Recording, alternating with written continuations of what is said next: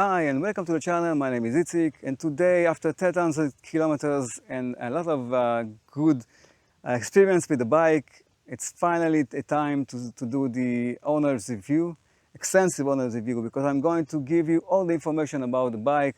I've been riding this bike on all terrains, all weathers. I have a lot of insights about how this bike behaves at every situation. So I'm going to talk about the good and the bad, the changes I made, the issues I encountered, every little detail that I can give you about the bike. The video will be divided into sections so that you can pass to the section you are interested in. Let's start.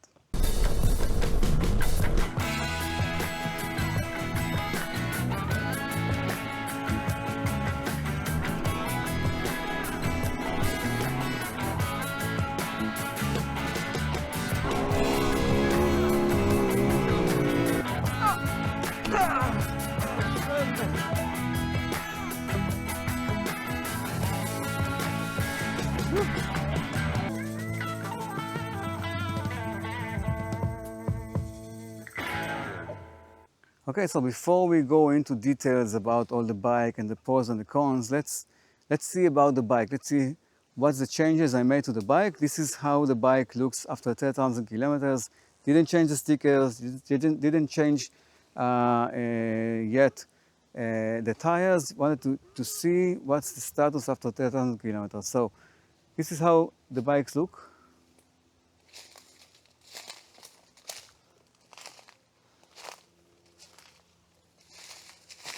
Pretty much okay, except of the stickers. And now let's look about the changes. The first change I made was here, the license plate. Put the third screw here because it broke almost instantly. There's a 3-meter fiberglass square, something that holds the license plate. It's held until now.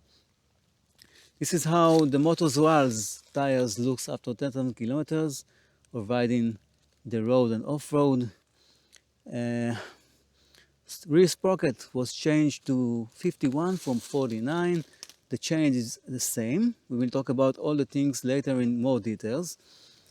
AliExpress rear rack up to the sides, very cheap, very good. You can see I brought all the luggage so you can see how it looks. The stickers here, folding mirrors, this device, the nice CNC mount for the tablet, phone mount, we will talk about this later, bulkbuster handguards. That's the changes I made. Again, Motorz tires, front after 10,000 kilometers. So this is the changes I made to the bike, not a lot of changes. As you can see, the bike is almost ready to go off-road. Just need to tweak it for your needs. Let's go into details now. Okay, so another change in the bike was to remove the charcoal canister from here. Charcoal canister can do a lot of issues with the fuel ventilation, so we will talk about it later. So let's talk about a change that I didn't do, and this is replacing the exhaust to the racing exhaust and the map for the engine to the racing map. The reason I didn't do it is just two reasons. One, the race exhaust is very, very loud, unbearable sound. So day-to-day use, it's not something I want to hear. And also, it's not street legal, so you need to think about it when you want to get the racing exhaust. Okay, so before we go into the off-road section, let's talk about the on-road section. I'm using this bike as a dual sport. I'm going to work, I'm going to the off-road terrains and back, sometimes very long ride on the road. Very comfortable on the road, very stable, no vibrations, perfect. So to get to the point that the bike is very stable and very comfortable on the road, I had to do two changes. One is to balance the wheel. Because of the rim locks, you get a lot of vibration if you don't balance the wheels. So I had to balance the wheels and to do something about the chair. The chair was very hard, and I had two options. One, seat concept, that is very expensive. The other one, just open the seat and put foam here, and that works perfect. So bike is very stable.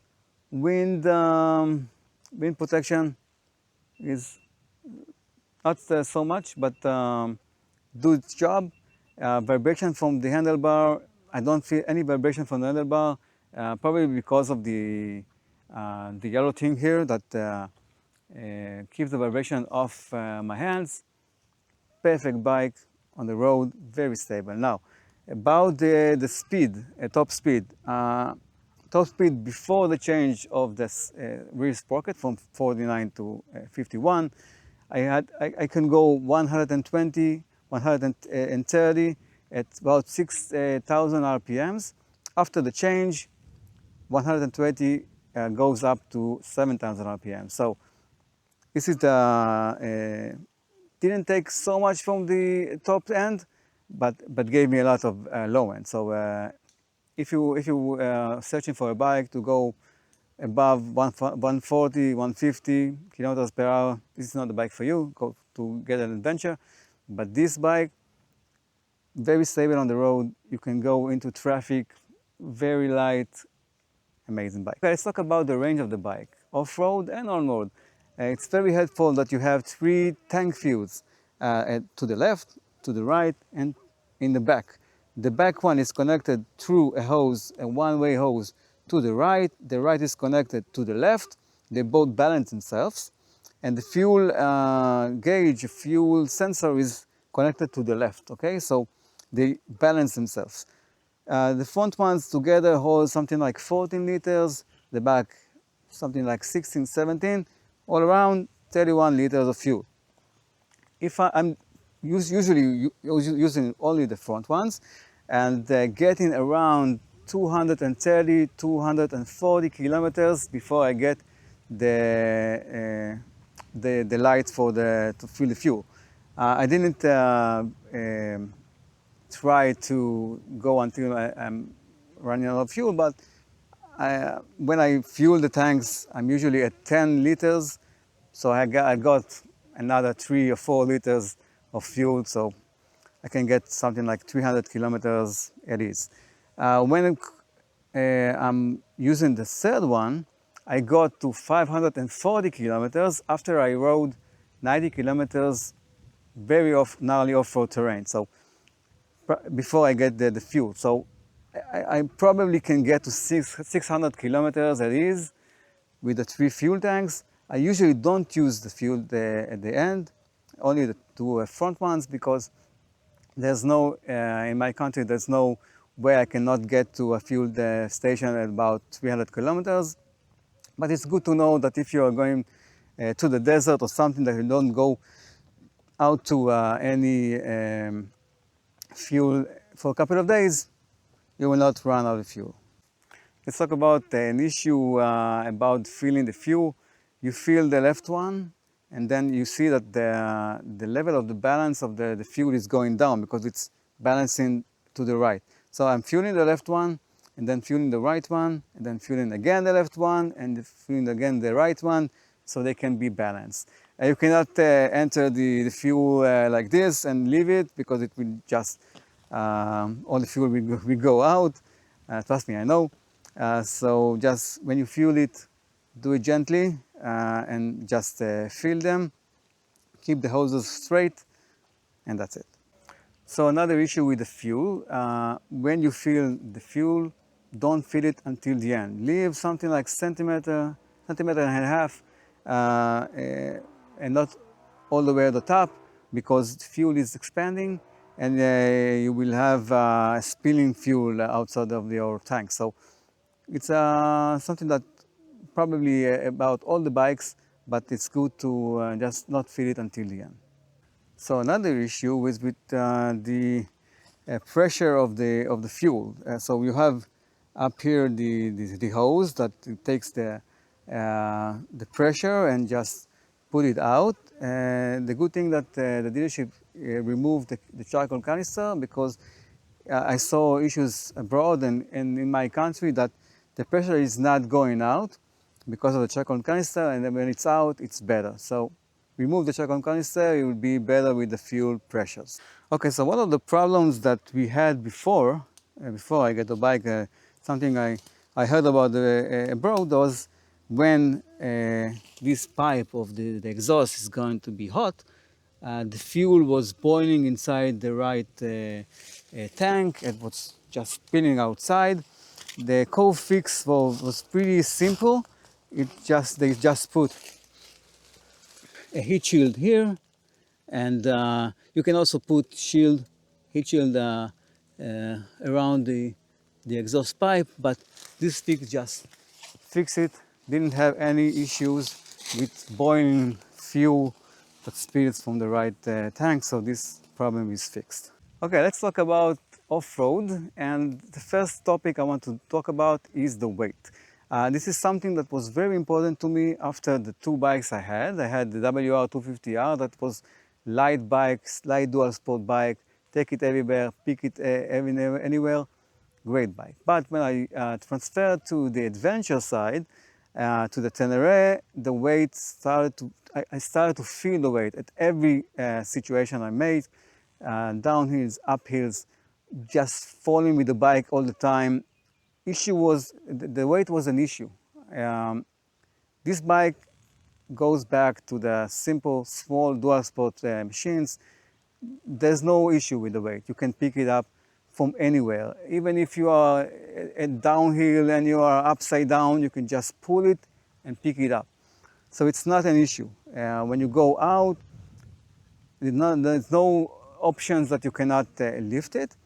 There's one exception at the last trip I made, an enduro trip, that the bike fell on me. So there are certain types with any bike that you will not be able to pick it up. So go with the friends is important. But again, the weight is not an issue here. Very light machine. Let's talk about which terrain this bike can go. I've been everywhere this year. I rode mud, I rode deep mud, I rode puddles, big puddles of water. I rode sand dunes, I rode uphills and downhills, very rocky terrain. This bike can go anywhere. The beauty about this bike is that when you see a single or a turn to a forest, you can go without with ease. It's the closest thing to a dirt bike that you can imagine. If you are comparing to a small dual sport, you might not do anything, but you can do it.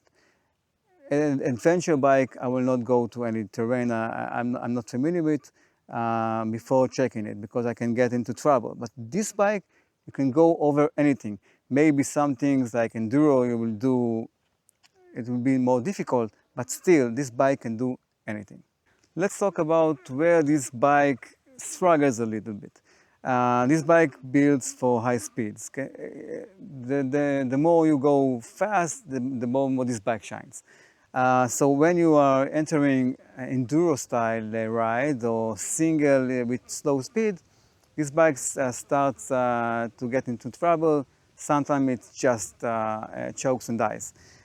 So the change I made that made a huge difference was to replace the rear sprocket from 49 to 51.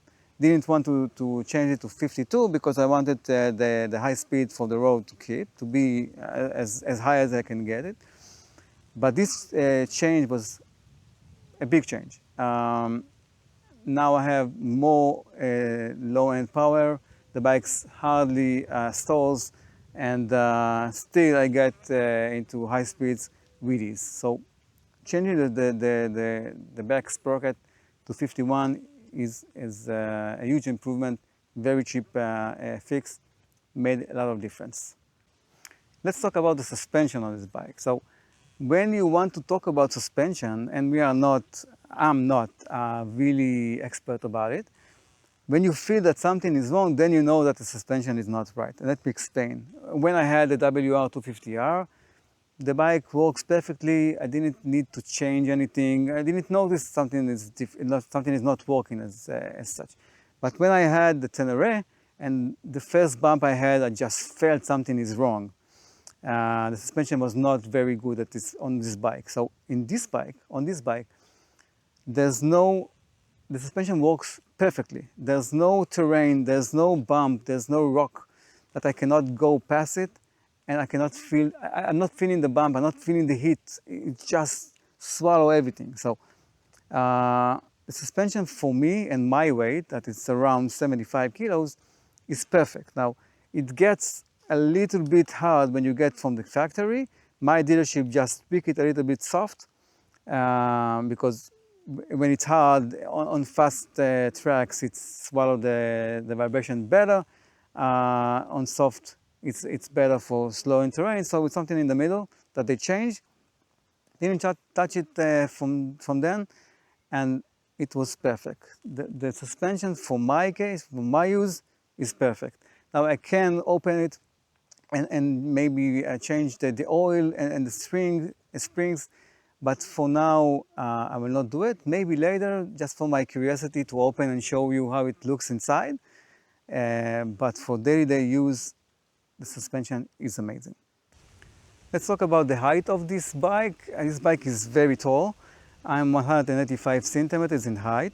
My chair is also 1 centimeter higher because I put foam in the chair to make it more comfortable. So this bike at the originals is very high. I'm still can get to the floor with my 2 feet, flat foot.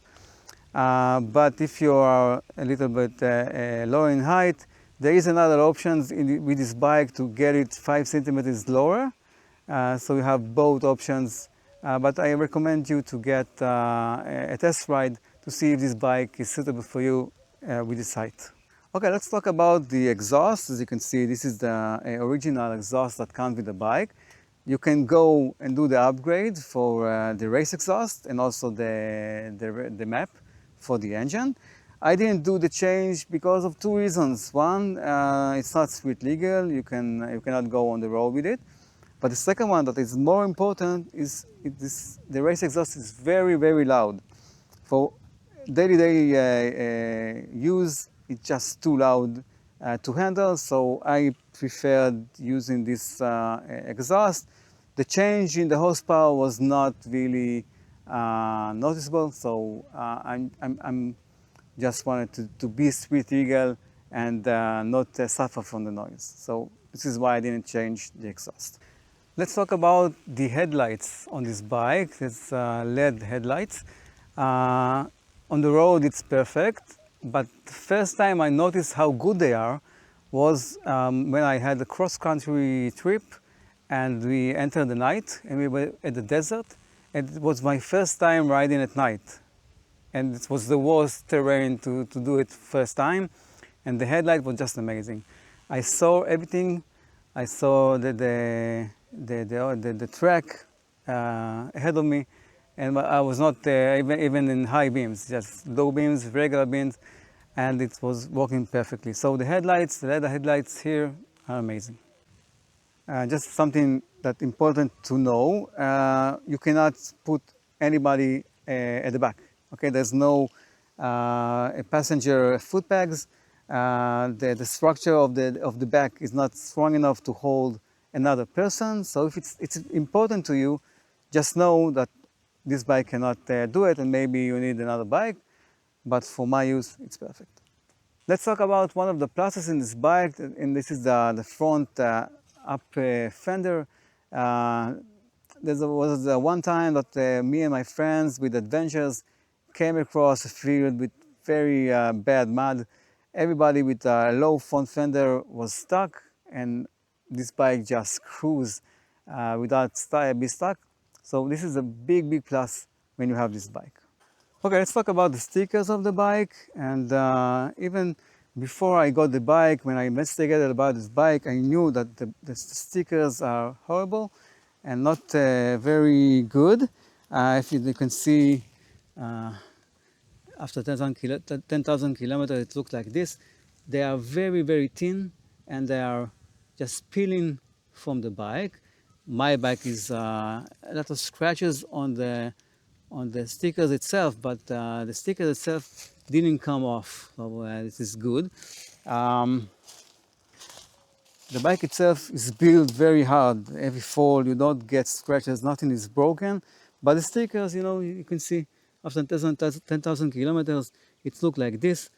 It's a very cheap fix, not cheap, but there are a lot of new stickers, very much more quality, that you can replace it to another colors and just peel all the old stickers, put new ones, and the bike will be as new. Let's talk about two things, important things to know about the handlebar itself, the original handlebar. When you install bulkbusters or any other handguards, you need something that adjusts the handlebar end to the handlebar itself, because it's a lot more bigger than the end here. So there's an adapter to enter it here. Another thing, as you can see, I have the grips for ODI, and on the other side I still have the KOVE one. And that's because there's an adapter here for the accelerator, but at some point the ODI was just stuck. So I replaced it back with the KOVE, and it's worked perfectly. So we need to know about it. Okay, something I noticed with this protector of the front sprocket is when you are riding in mud, it's a lot of mud is behind it, and it's stuck behind it, and you have to remove these two screws, take it out, and just clean it, because using a hose to water it, the mud is not going out. So if you are in a situation like that, just take it out, clean it, and put it back in. Let's talk about an issue I had not long ago. If you saw my previous video, you saw that I was in an enduro trip alone, and at some point my battery just died. So now I'm using the bike a little bit different from the other guys with this bike. I have an alarm device. I have things that I charged during the ride, the phone, the mount, the batteries. I'm using a lot of power that is coming from the battery, and the battery is so small that it cannot handle all my stuff. So after investigation with the dealership, we get into to a point that we understand that the battery is too small, and we need to replace it with something more powerful. Now, there is no really space to put something big, but we found something that is very powerful and can hold all these charges. So I advise you, if you can, just replace the battery to something bigger. And if you are not going every day with the bike, maybe just connect it to a battery tender that will save your battery. Okay, let's talk about the services on this bike. Because it's a new bike in my country, you need to do services at 500 kilometers, 10,000 kilometers, 2,000 kilometers, and every 2,000 you need to replace the oil. Now, if you're racing, maybe this is the right amount, but for day-to-day use, you can probably get a little further with the checks. I tried to check the oil at a little bit higher values, and the oil came clean. So no issues with the oil. The bike works perfect. No mechanical issues except of the one that I mentioned before with the battery, and that was my fault because all the charges I do on the bike and after the replacement of the battery, everything is great. So mechanically, this bike is great. At the next service, it will be a big service that we need to open the engine and stuff. I will probably film it and show it to you as well. But other than that, the bike works perfectly. Okay, so let's talk about being an early adopter person on a bike that is new in my country, new to the world. It was around the world for a year and a half, but in my country I was the first one to ride it, the first one who bought it. And for me it was important to know that a Chinese bike is reliable as the bike I had before. My two last bike was a Yamaha, and a WR and a Tenere, very reliable bikes. So I didn't know how this bike would be handled by the dealership, how was if they know how to treat it, if they have enough parts, if they know about this bike. And I was very glad to find out that this bike, the Chinese bike, is a very good bike. There's a lot of Chinese bike in the market right now in my country. So a Chinese bike is not a dirty word. It's not a bike that is not reliable. So this bike was proven to be reliable this year, except of the issue I had, my issue with the battery, because of all the things that I charged on this bike. But mechanically, this bike was very good. So in this matter, it was very good. Now, handling and talking to the dealership was actually very good, better than anything I had before, because this is a small country, a small dealership that takes care of a new bike. They want to know that the bike is okay. They want to know that you as a customer are pleased with their product. So I found out that my dealership here is very happy to talk to you, to explain to you the bike, to take care of any problem. Any problem I had people that was researching about this bike, checking about this bike, because it's a new bike for them also. So the whole, as a customer, the whole buy experience was great for me. So I hope it's for you as well in your country. But as a product, this bike is very good, and I'm very happy about it. Let's talk about availability of parts. Okay, so there's no issue if you want to order something to the bike, or if your bike is broken and the dealership needs to give it to you. I didn't encounter any issues with availability of parts. Okay, the only issue I encountered this year is that Uncle Wang stopped sending parts to my country, but their parts that they sell is available on AliExpress or Amazon, so there's not an issue with this specific site. So everything you need to buy for this bike, anything you need to replace it, you always have parts. Okay, so as you can see, the tools that we get with this bike are from here. Okay, you just take it out, and there's a pouch of tools here. And let me show you what's inside. Okay, so this pouch, I took it once when I got the bike. As you can see, I didn't touch it from then, and this is the situation we have here. This is the tools that we have, and as you can see, there's not enough tools even to open the rear wheel if you have a puncture or something. So my advice to you, and this also is broken here, as you can see from the vibration, don't rely on this toolkit, but go and check all the bolts and stuff in the bike, and just makes a toolkit that you can open anything on this bike. Okay, it's important because this set of tools is not enough. Okay, something that is important to talk about, when I was before with my Tenere, there was the issue with the side stand. If the sensor of the side stand is broken, you cannot turn on the bike. And now when I went to this bike, I was afraid that this problem will return with the side stand here. So my dealership investigated, and I can proudly say that if the sensor of this side stand is broken, the default is on, so you can turn on bike and there's no issue. Let's talk about the ABS on the bike. It's very simple. You can disable it from the handlebar buttons. You can disable it on the back and leave it on the front, or disable both. But it's very important to know that if you use the kill switch or just throw the clutch, and the bike stalls, the ABS doesn't return to on. But if you turn off the bike and turn on the bike, it does return to active. So just important to know this thing.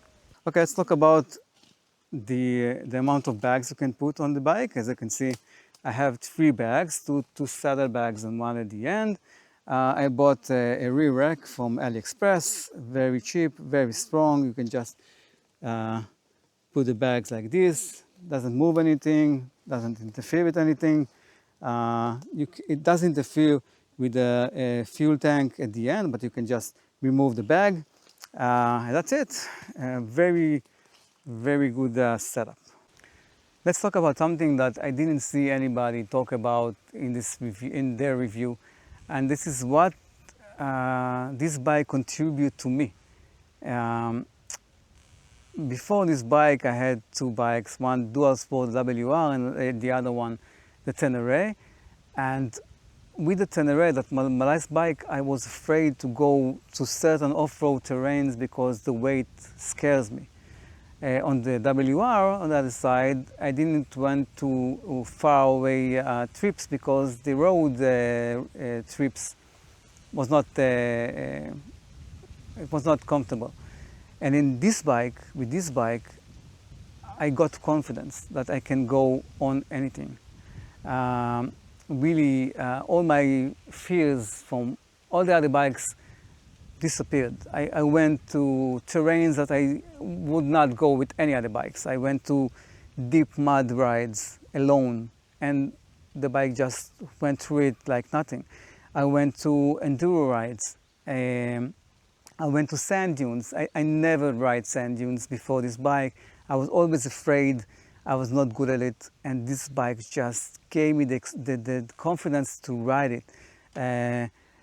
My skill built up this year from riding this bike because I knew that this bike is built for riding sand dunes, and it was just my experience of building my confidence riding in this kind of terrain. So I also started riding rally and navigation because I knew that this bike can go over anything. So riding navigation for rally on enduro and riding navigation for rally on sand dunes, this bike gave me the ability to ride in places I didn't ride before, and gave me the confidence that I can also go through it with ease, and I can enjoy. At the end, it's enjoyment. Okay, let's summarize this video. After you saw the pros and the cons and the issues and the services, let me give you my 2 cents about who's this bike for. If you are a rider that loves to go on the road without any trailer and go to any single track and tracks that you see without worrying that this bike, you can get into trouble because of the weight, because maybe there's enduro here and the bike cannot pass it, this is the bike for you. This bike can do almost anything. Now, there's no such thing as a unicorn bike. The definition is wrong because we are all built differently, different height, different weight, different style of riding. But this bike is very close to this definition. It can almost do anything, with exceptions. Some people will say it's not comfortable on the road. Some people will say there's no electronics, like cruise control and stuff. So you really need to, after you saw the whole package, the whole video, and see what there is on the bike and what isn't on the bike. The issue is the limitations. You can now see if the bike is for you or not. Okay, so we got to the end of the video. I hope you enjoyed the video and I answered most of your questions about this bike. If you still have questions, you can put a comment on this video and I will try to return with an answer. And of course, if you like this video, I hope you can consider subscribing to the channel, and I hope to see you in the next video. Bye for now.